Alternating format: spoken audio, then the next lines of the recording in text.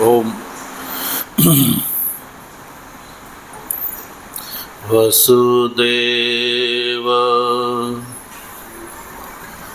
સુતં દેવં કંસચાણૂરમર્દનમ દેવકી પરમાનંદમ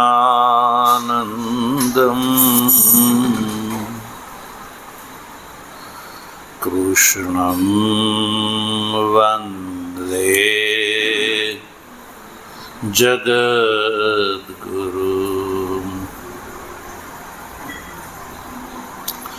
મૂકં કરોતિ વાચાલં પંગું લંઘયતે ગિરિમ યત્કૃપા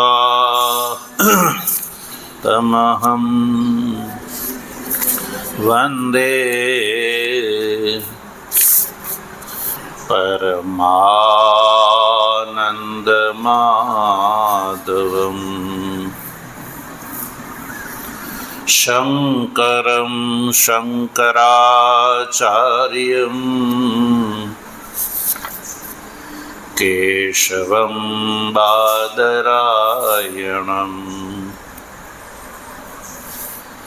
સૂત્રભાષ્ય કૃતૌ વંદે ભગવन्तૌ પુનઃ પુનઃ ઈશ્વરો ગુરુરાત્મેતિ મૂર્તિભેદ વિભાગિને વ્યોમવદ વ્યાપ્તદેહાય દક્ષિણામૂર્તયે નમઃ. ઓમ શાંતિ શાંતિ શાંતિ.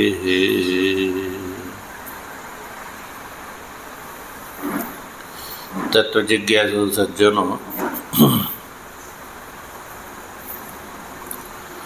ભગવાનની પરમાનુકંપાથી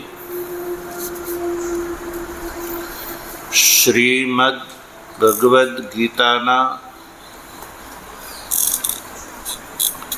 સાંખ્ય યોગ નામના બીજા અધ્યાયના 55 નંબરના શ્લોકનો આપણે ગઈકાલે ભાષ્ય સહિત વિચાર સંપન્ન કરી ચૂક્યા. આજે આપણે 56મા શ્લોકનો વિચાર પ્રારંભ કરીશું.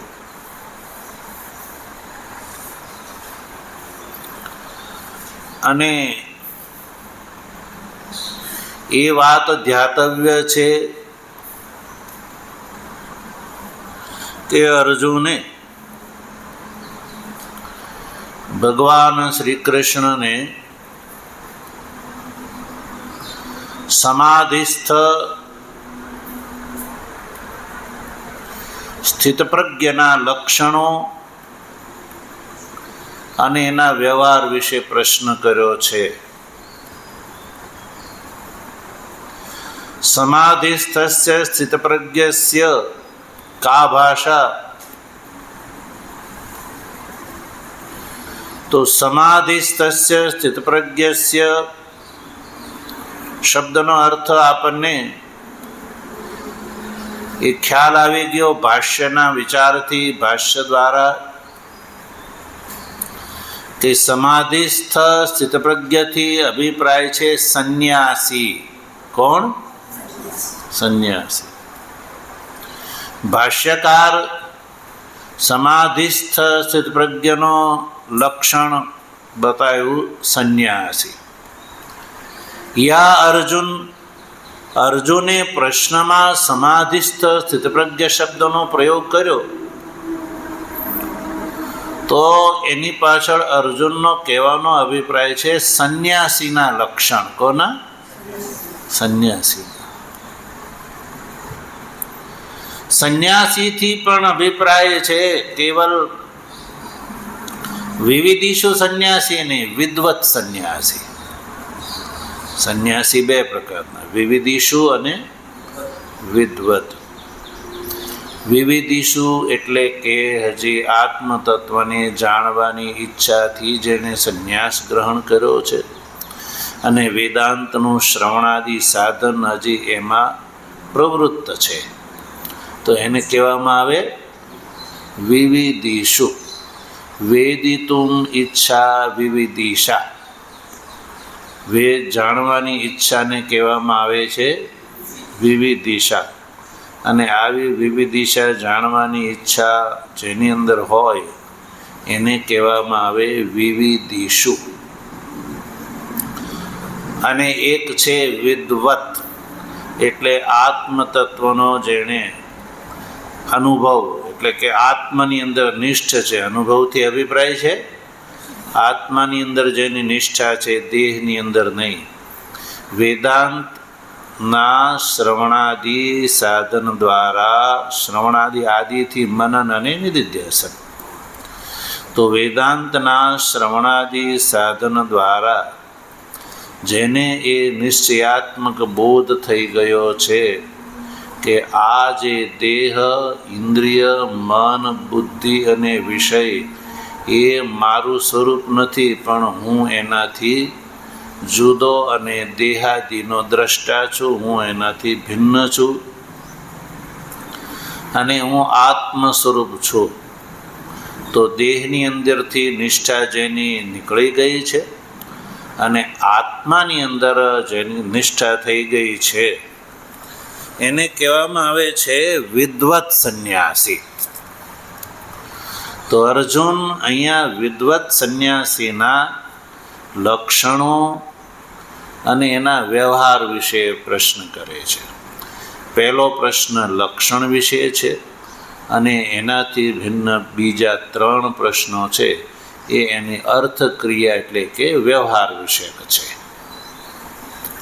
તો ભાષ્યકારે એ સ્પષ્ટ કરી દીધું કે સમાધિસ્થ સ્થિતપ્રજ્ઞ કોઈ નવી કોઈ વ્યક્તિ યા નવું પદ યા નવી અવસ્થા નથી.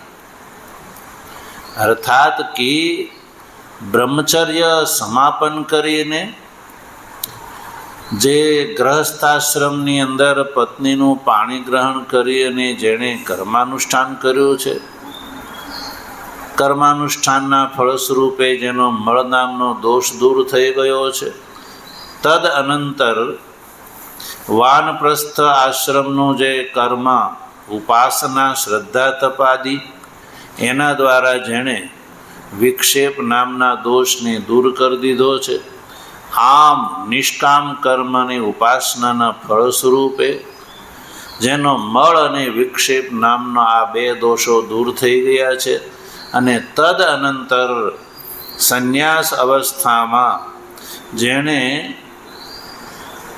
ગીતા, ઉપનિષદ અને બ્રહ્મસૂત્રનું શ્રવણ, મનન અને નિધિધ્યાસન કર્યું અને એ નિધિધ્યાસનના ફળ સ્વરૂપે નિશ્ચયાત્મક બોધ થયો કે આ જે દેહ, ઇન્દ્રિય, મન, બુદ્ધિ એને વિષયથી હું જુદો અને શુદ્ધ સત ચિત્તને આનંદ સ્વરૂપ છું, આવી સ્થિતિ ક્રમથી જેણે પ્રાપ્ત કરી છે, અથવા બ્રહ્મચર્ય કાળથી જે સીધી સંન્યાસ દશાથી આ સ્થિતિ પ્રાપ્ત કરી છે, એવા સંન્યાસીના વિશે અર્જુને આ પ્રશ્ન કર્યો છે.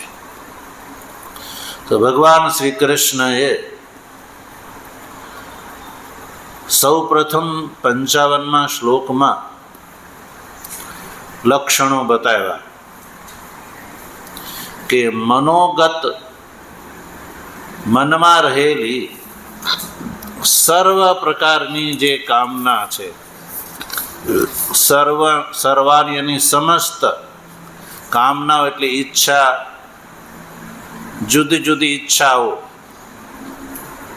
હે પાર્થ, જેણે એનો ત્યાગ કરી દીધો છે, પ્રજહાતિ પ્રકૃષ્ટ રૂપથી એનો જેણે ત્યાગ કરી દીધો છે. તો ઈચ્છા છે ને એ આત્માથી ભિન્ન પદાર્થ વિષયીણી હોય છે. અને આ જે સંન્યાસી છે એને આત્માની અંદર નિષ્ઠા થઈ ગઈ છે. આત્માથી ભિન્ન જે ઈચ્છા વિષયક જે દૃશ્યમાન સંસાર છે એના પ્રત્યે તો એને પહેલેથી જ મિથ્યા બુદ્ધિ ચિત્ત શુદ્ધ દશામાં જ થઈ ગઈ હતી. ચિત્ત શુદ્ધ દશામાં જ આત્માથી ભિન્ન આલોક પરલોક પ્રત્યે શું થઈ ગયું હતું? એને વૈરાગ્ય. અને વૈરાગ્ય ક્યારે થયો હતો? કેવલ આગ્રહથી નહીં, પરીક્ષણના ફળ સ્વરૂપે. શેના ફળ સ્વરૂપે? પરીક્ષણ એટલે પ્રત્યક્ષ પ્રમાણ, અનુમાન પ્રમાણ અને શાબ્દ પ્રમાણના ફળ સ્વરૂપે એને એ નક્કી થઈ ગયું કે આત્માથી ભિન્ન કોઈ પણ પદાર્થ જે છે એ ગ્રાહ્ય નથી. તો એ તો સાધક અવસ્થામાંથી જ આ જે સંસારની કોઈ ઈચ્છા એને રહી નથી, કારણ કે સાધક અવસ્થામાં જ એને એ બોધ થઈ ગયો છે. પ્રત્યક્ષથી પણ બોધ થઈ ગયો છે કે એ નાશવંત છે. અને યુક્તિથી યદ કૃતકમ તદ અનિત્યમ, જે કૃતિજન્ય હોય અનિત્ય હોય છે. તો પ્રત્યક્ષથી દેખાય છે કે કોઈ પણ પદાર્થ સદાકાળ નથી. અનુમાન યત કૃતકમ તદ અનિત્યમ, જે કૃતિજન્ય હોય છે અનિત્ય હોય છે, એટલે અનુમાન પ્રમાણ થઈ ગયું. અને શબ્દ એટલે કે ક્ષીણે પુણ્ય મર્ત્ય લોકમ વિશંતિ, એ શ્રુતિ કહે છે નાકસ્ય પૃષ્ઠે સુકૃતિનું ભૂત્વા ઇમમ લોકમ હીનતરમ વા વિશંતિ. આ શ્રુતિ વાક્ય કહે છે.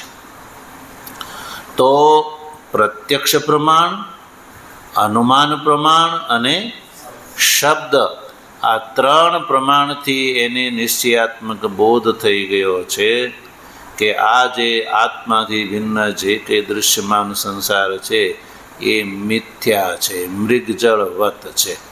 તો પછી એમાં એનું મન જાય ખરું? ન જાય, સ્વાભાવિક છે.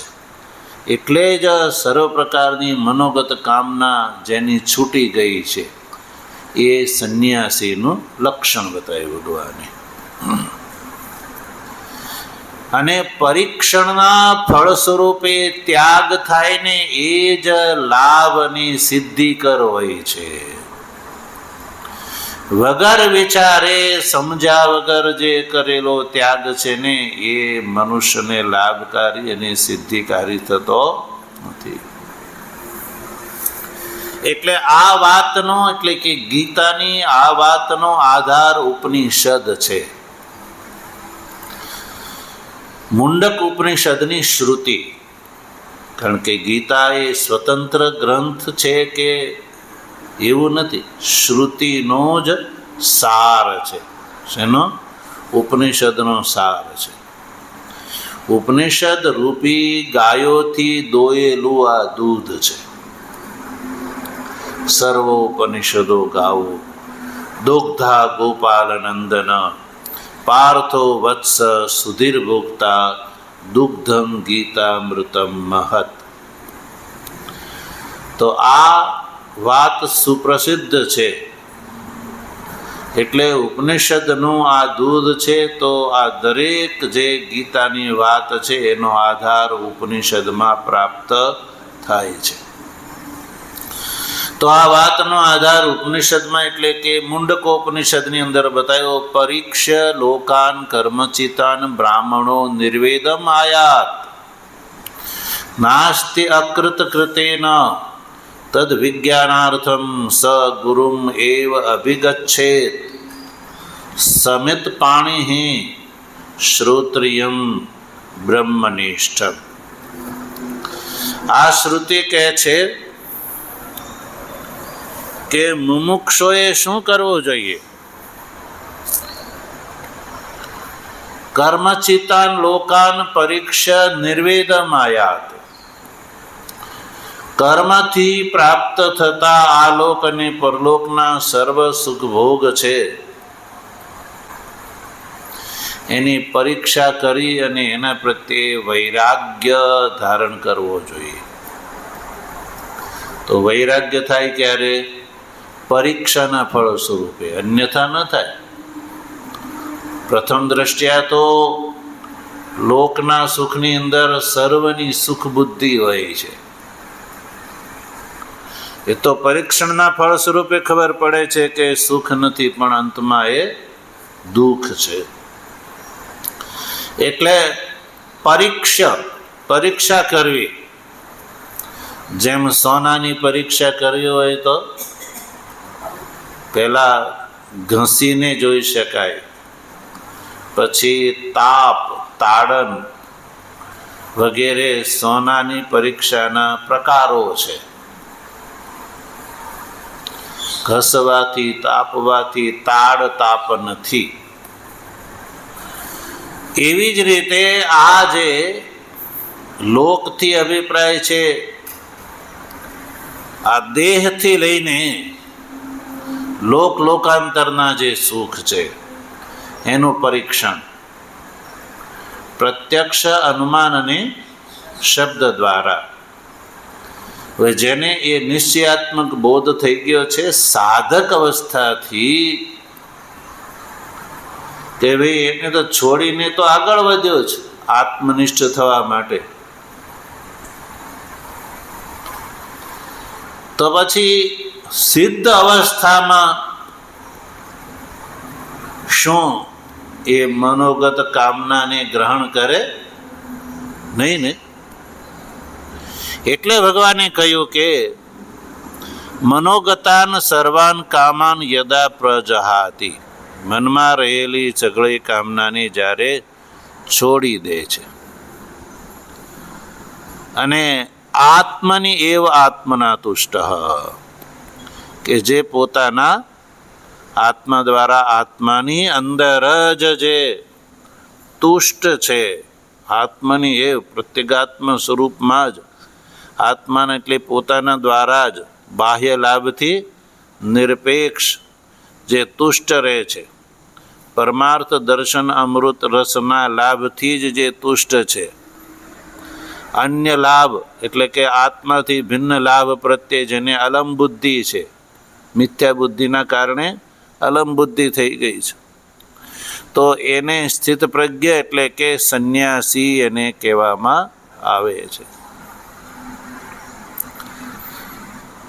ત્યક્ત પુત્ર વિત્ત લોકેશણ સંન્યાસી. એટલે ભગવાન ભાષ્યકારે અર્જુનના પ્રશ્નમાં જે સમાધિસ્થ સ્થિત પ્રજ્ઞ છે ને એને સંન્યાસી શબ્દથી સ્પષ્ટીકરણ કરી દીધું. કારણ કે સંન્યાસીની અંદર જ આ વાત સંભવ છે, ગ્રહસ્થીમાં નહીં. ગ્રહસ્થીમાં એ વાત સંભવ નથી કે એ સર્વ પ્રકારની કામનાનો પરિત્યાગ કરી શકે. એટલે ક્રમિક,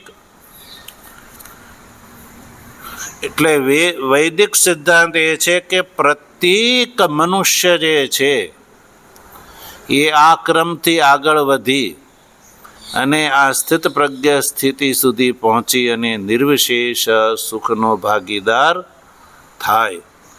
એટલે પ્રત્યેક જીવને માટે સૌ પ્રથમ વેદાધ્યન બતાવ્યું, પછી વેદોક્ત કર્મનું અનુષ્ઠાન કરવા માટે ગ્રહસ્થાશ્રમનો પ્રવેશનો વિધાન કર્યું.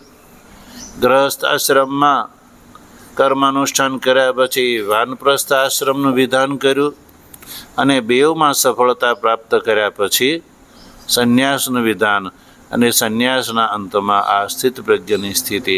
આ મનુષ્ય જન્મનું આ ચરમ અને પરમ લક્ષ્ય છે. અને આ સ્થિતિ સુધી પહોંચે એને પૂર્ણ કહેવામાં આવે છે.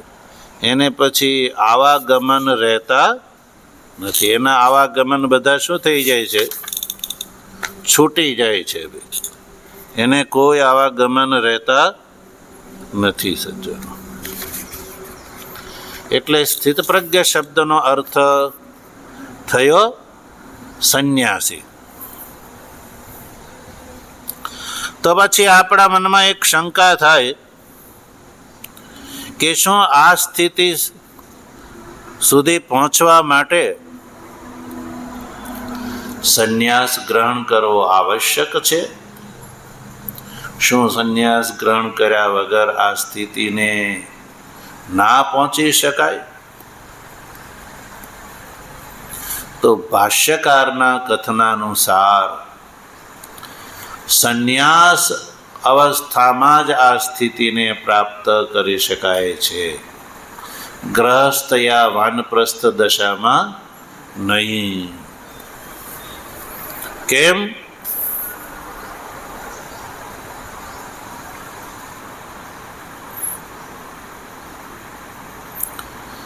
તો એટલા માટે કે ભાષ્યકાર એ શાસ્ત્રોને આલડન વિલોડન કરી અને સ્પષ્ટ રૂપથી કહે છે કે આત્મનિષ્ઠા જે છે એ સર્વકર્મ સંન્યાસ પૂર્વક જ સંભવ છે.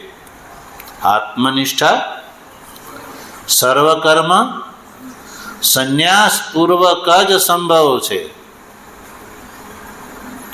ગ્રહસ્થ દશામાં ન થઈ શકે. ઘણા લોકો આવો પ્રશ્ન કરે. તો ગ્રહસ્થ દશામાં જે છે ચિત્ત જે છે એ કર્મની અંદર વ્યગ્ર રહે છે. ગ્રહસ્થાશ્રમ શા માટે છે? કર્માનુષ્ઠાન માટે છે. ગ્રહસ્થાશ્રમનો હેતુ, ગ્રહસ્થાશ્રમનું વિધાન શ્રુતિ મનુષ્યને માટે શા માટે કરે છે? કર્માનુષ્ઠાન માટે. તો કર્માનુષ્ઠાનનો ઉપયોગ મોક્ષ દશામાં શા માટે છે? મલ નામના દોષની નિવૃત્તિ માટે. તો પછી ગ્રહસ્થાશ્રમ દશા તો કર્માનુષ્ઠાન માટે છે.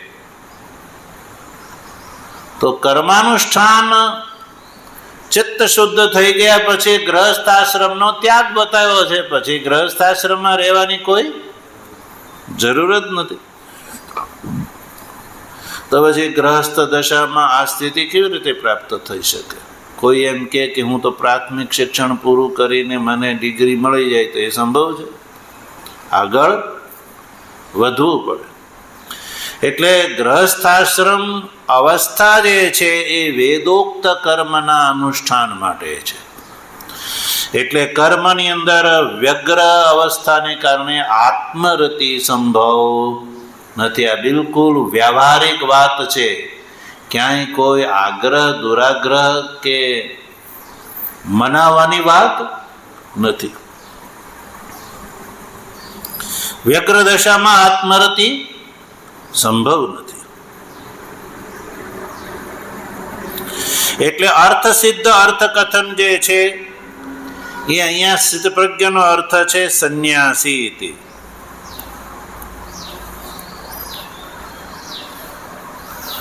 તો પ્રશ્ન ઊભો થાય કે વાસુદેવ વશિષ્ઠાદિ જે છે એ તો ગ્રહસ્થાશ્રમ અવસ્થામાં જ આ દશામાં રહેતા હતા. વાસુદેવ વશિષ્ઠાદિ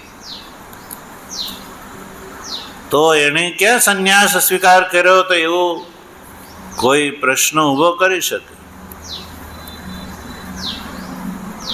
તો વાસુદેવ વશિષ્ઠાદિ જે છે એના કર્મ એ કર્મ નથી. એના કર્મ એ કર્મ નથી. સમજાણું? કે વાસુદેવાદિ અનુષ્ઠિત જે કર્મ છે એ કર્મ જ નથી. એ કર્માભાસ છે. શું છે? કર્માભાસ. બહારથી એવું લાગે કે કર્મનિષ્ઠ છે, પણ એ સ્વરૂપથી આત્મનિષ્ઠ અને બ્રહ્મનિષ્ઠ છે.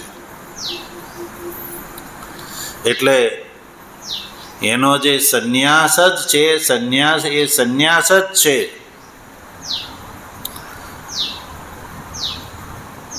ભગવાન ભાષ્યકાર આ ગ્રંથના પ્રારંભમાં એક વાત કહી ચૂક્યા. શરૂઆતમાં શું કહી ચૂક્યા? જો કે તસ્ય કર્મણિ કર્મ પ્રયોજને ચ નિવૃત્તિ અપી. કર્મનું પ્રયોજન જે છે એ વશિષ્ઠાદિ, જનકાદિ, અજાતશત્રુ વગેરેને માટે, એને સ્વયંને માટે કર્મનું પ્રયોજન તો સમાપ્ત થઈ ગયું હતું. એટલે કર્મણી કર્મ પ્રયોજને ચ નિવૃત્તિપી. કર્મનું પ્રયોજન એટલે કર્મથી મેળવવા યોગ્ય જે લાભ છે એ તો એને મળી ગયો હતો. કર્મથી મેળવવા યોગ્ય લાભ છે ચિત્ત શુદ્ધિ, એ તો એની પ્રથમ અવસ્થામાં થઈ ગઈ છે. છતાં પણ એ કર્મની અંદર પ્રયુક્ત દેખાય તો લોક સંગ્રહાર્થમ. શા માટે? લોક સંગ્રહ માટે. એ વિશિષ્ટ પુરુષ જે છે એ લોક સંગ્રહાર્થમ. તો લોક સંગ્રહની દ્રષ્ટિથી જેવી રીતે એ સાધક પ્રયોજન કાલે જે રીતે કર્મમાં પ્રવૃત્ત થતા હતા, એ જ રીતે લોક સંગ્રહ માટે પણ એ જ રીતે પ્રવૃત્ત થાય છે. એવું નથી કે ચાલો પ્રયોજન હતું ત્યારે જે રીતે એ કર્માનુષ્ઠાન કરતા હતા ને પછી એને પ્રયોજન ન રહ્યું તો લોક સંગ્રહમાં તે કંઈ દાંડાઈ કરવા માંડે, એવું નહીં. સમજવામાં આવ્યું?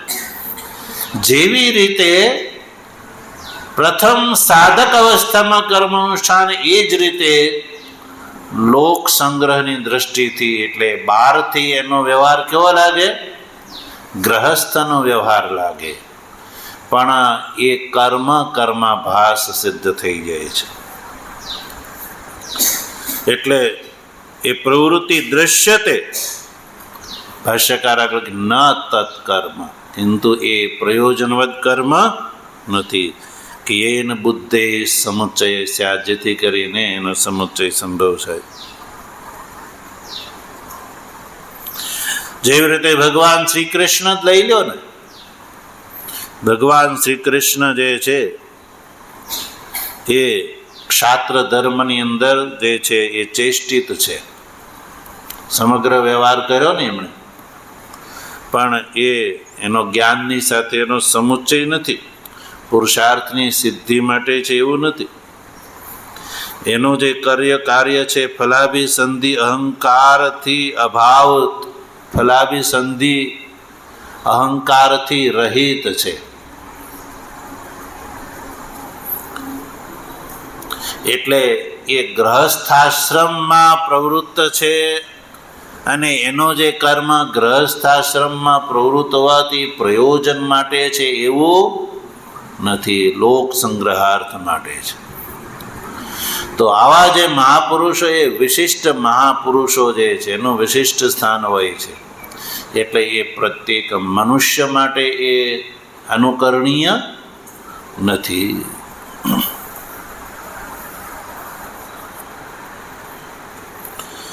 તો પછી કોઈ એમ કે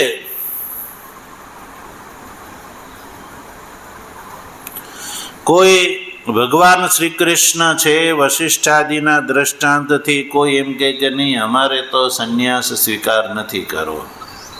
એમ કે વશિષ્ઠાદિએ ક્યાં કર્યો હતો, જનકાદિએ ક્યાં કર્યો હતો, અજીત શત્રુએ ક્યાં કર્યો હતો?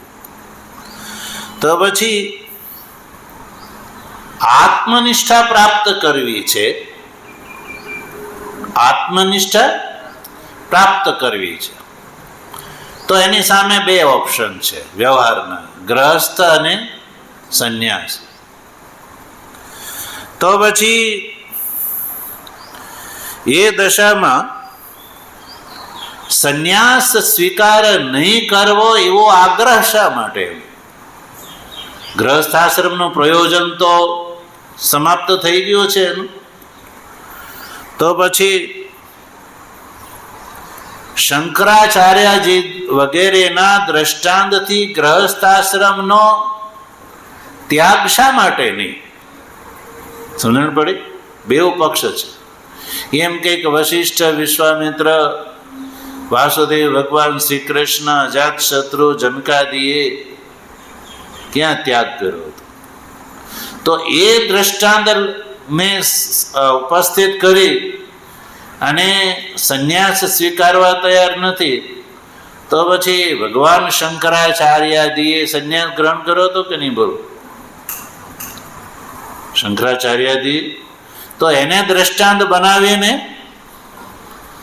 ગ્રહસ્થાશ્રમનો ત્યાગ કરીને સંન્યાસ ગ્રહણ કરવો એ આત્મનિષ્ઠા માટે વધારે અનુકૂળ છે. એ વધારે અનુકૂળ છે. એક દ્રષ્ટાંત છે કે હાથ બગાડીને ધોવા એના કરતા બગાડીને શું કરવું પડે? અંતમાં તો ધોયા વગર તો છૂટકો નથી. તો પછી નહીં બગાડવા આગળ કે બગાડીને ધોવા એ આગળ કહેવાય? બોલો. પહેલામાં તો આયાસ છે ને આમાં આ નિરાયાસ અવસ્થા છે. એટલે સંન્યાસ દશા જે છે ને સજ્જનો, એ આત્મનિષ્ઠા માટે વધારે અનુકૂળ છે. અને ગ્રહસ્થ દશામાં કર્માનુષ્ઠાનથી ચિત્ત વ્યગ્ર રહે છે. આની અંદર જિહ્નમ, કુટિલતા વગેરે પણ દોષો રહેવાની સંભાવના છે.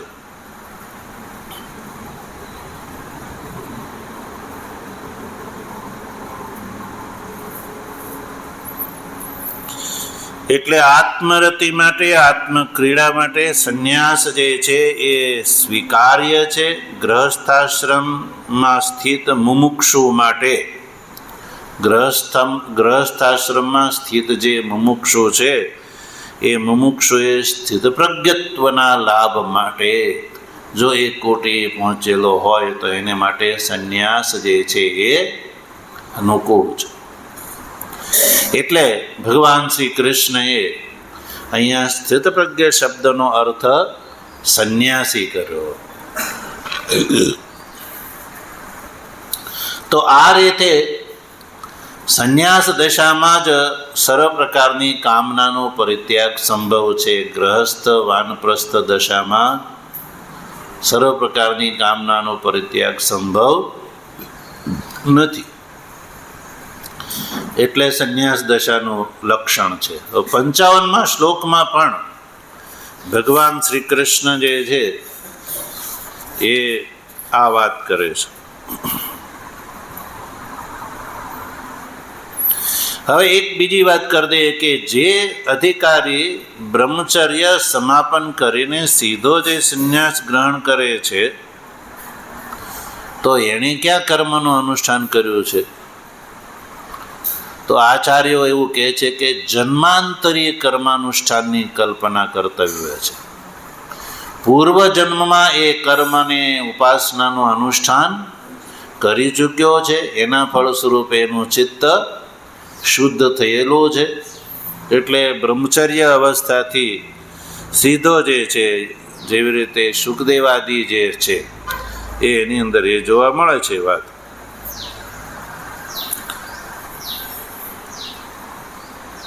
જળ ભરતાદી જે દ્રષ્ટાંતો છે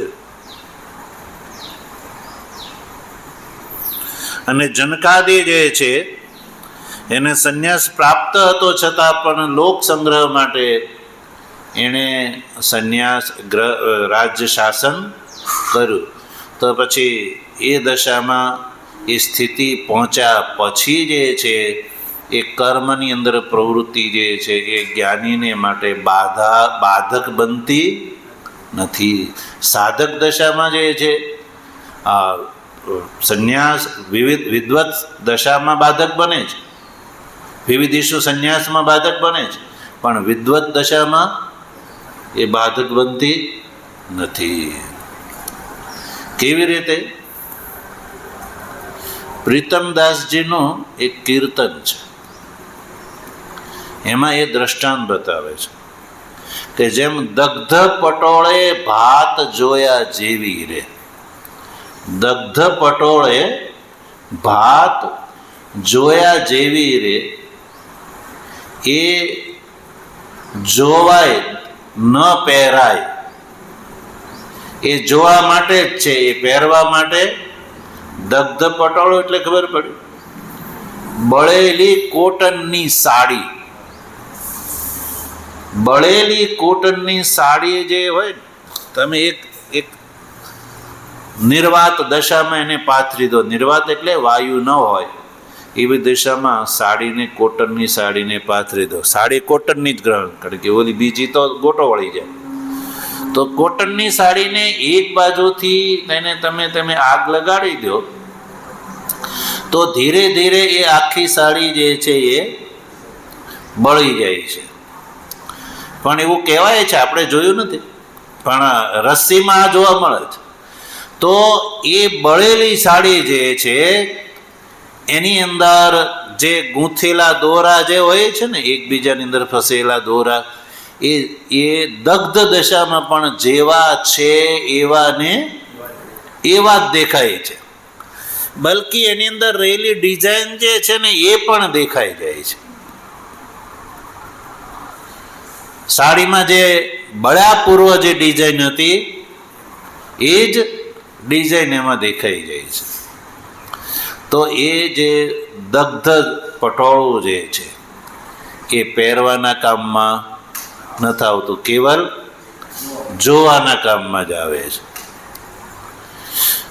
બસ એવી રીતે જે સિદ્ધ જે વિદ્વત જ્ઞાની છે, વિદ્વત સંન્યાસી, એનો વ્યવહાર પણ વિદ્વત પુરુષો આના જેવો માને છે.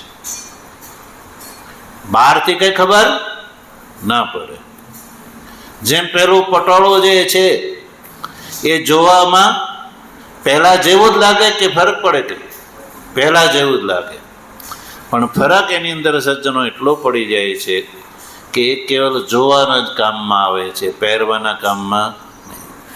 એવી રીતે જનકાદિનો જે ગ્રહસ્થાશ્રમનો જે વ્યવહાર છે એ દગ્ધ પટોળાની માફક છે.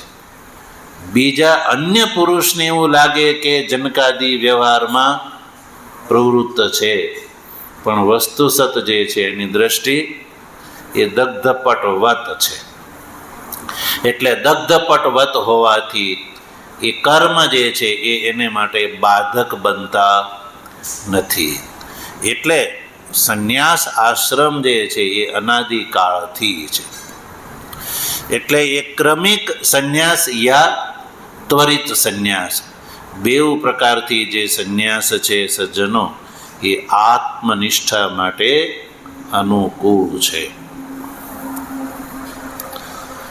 તો ભગવાન શ્રી કૃષ્ણ આ રીતે સજ્જનો 55મા શ્લોકમાં પણ આ જ સંન્યાસીના, જેને માટે અહીંયા સ્થિતપ્રજ્ઞ શબ્દનો પ્રયોગ છે, એવા સંન્યાસીના લક્ષણો 56મા શ્લોકમાં પણ બતાવી રહ્યા છે. જો ભાષ્યમાં સૌ પ્રથમ જો કિંચ એવા શબ્દનો પ્રયોગ છે.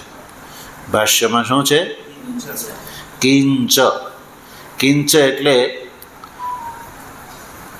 કિંચથી અભિપ્રાય છે કે હજી આમાં પણ આ વાત ચાલુ છે. યાની 55મા શ્લોકમાં જે વાત કીધી એ જ વાત 56મા શ્લોકમાં પણ કન્ટિન્યુ ચાલુ છે. કિંચ શબ્દ જે છે એ સાતત્યને બતાવવાવાળો છે. જેમ કે તમે કોઈને કોઈ વાત કરતા હો તો એક વાત પૂરી થઈ જાય તો પહેલાં સામાવાળાને એમ થાય કે હવે આગળ નહીં બોલે, પણ પછી બીજો એમ કે હજી બાકી છે, હજી આગળ સાંભળવાનું તારે બાકી છે, હજી હું આગળ કહું છું, પૂરું નથી. એ રીતે કિંચનો આ રીતે પ્રયોગ થાય છે. તે સ્થિતપ્રજ્ઞના લક્ષણો હજી જારી છે, કહેવાનું ચાલુ છે. કિંચ એટલે વધારે પણ બીજા હું લક્ષણો અર્જુન તને બતાવું છું, એવું કહીને ભગવાન 55મા શ્લોકમાં કહે છે. જો દુઃખેશુ ઇતિથી તો શ્લોકનું ઉચ્ચારણ કરીએ. દુઃખેષ્વનુદ્વિગ્ન મનાઃ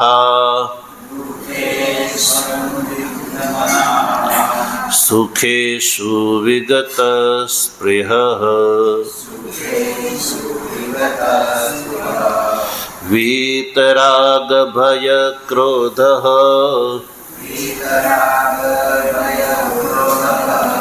સ્થિતધીર મુનિરુચ્યતે. દુઃખેષ્વનુદ્વિગ્ન મનાઃ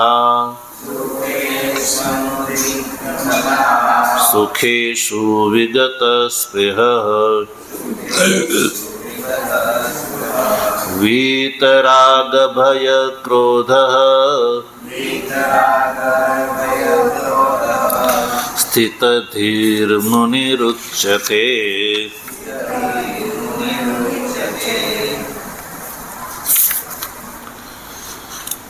તો આ શ્લોકમાં પણ સ્થિતપ્રજ્ઞાના ગુણધર્મો બતાવવાનું ચાલુ છે. અને ભગવાન શ્રી કૃષ્ણએ આ શ્લોકમાં બીજા 3 લક્ષણો બતાવ્યા, 3 ગુણો બતાવ્યા. સૌથી પહેલો ગુણ બતાવ્યો દુઃખેષુ અનુદ્વિગ્ન મનાઃ. આ એક લક્ષણ. દુઃખેષુ અનુદ્વિગ્ન મનાઃ. પછી બીજું લક્ષણ સુખેષુ વિગત સ્પૃહઃ.